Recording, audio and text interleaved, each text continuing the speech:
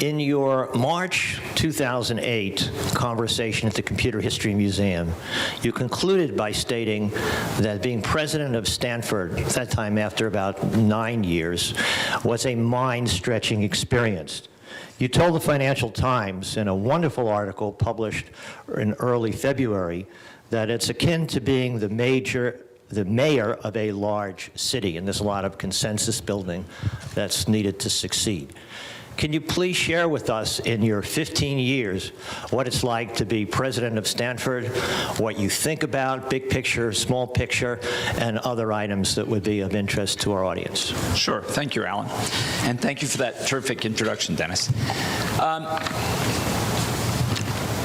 You know, there are aspects of being president of a major university that are a lot like being mayor. You have multiple constituencies. There was an old joke that Clark Kerr used to tell, the person who was the first head of the UC system. And he said, the job of a university president is to have football for the alumni, parking for the faculty,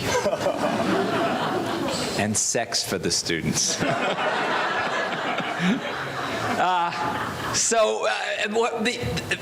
Now, not Stanford students, of course. But the key insight here is that a university has many constituencies. You have staff, you have faculty, you have students, you have alumni, you have local community members. And you're always trying to balance the interests of multiple constituencies when you're making challenging decisions. For me, the most important thing is to ask, who's at the core of the university? The core of a university is students and faculty. That's the core of the university. So their needs, their priorities have to come first. The other important thing about a university is that we're here not only for the current generation of students, but we're here for future generations, right?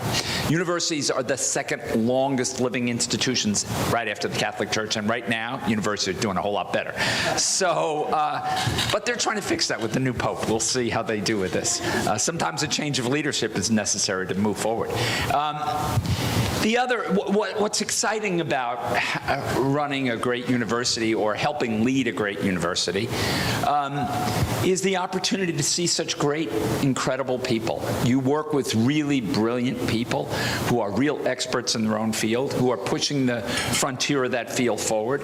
It's an opportunity for you to learn superficially what's happening in a whole variety of fields, from stem cells to new theory of legal issues about corporations and boards and things, to what's happening in the business school, to what's happening in engineering, to the best hope in new battery technologies. And you can learn all that in a few days walking around the university. That's what's really... The other thing that's great about it is when you go to a university, you never get older. The students just keep getting younger and younger, you see. But I just love working with young people. They're exciting, they're energetic, they're refreshing.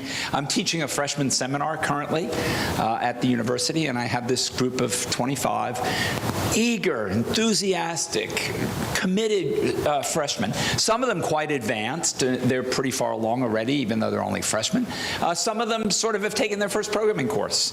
And so we're doing a bunch of things in computer science. I took them down to the Computer History Museum last weekend, and I said, well, we're going to go there so you can see the kind of computers that I programmed on, because they're only in museums now.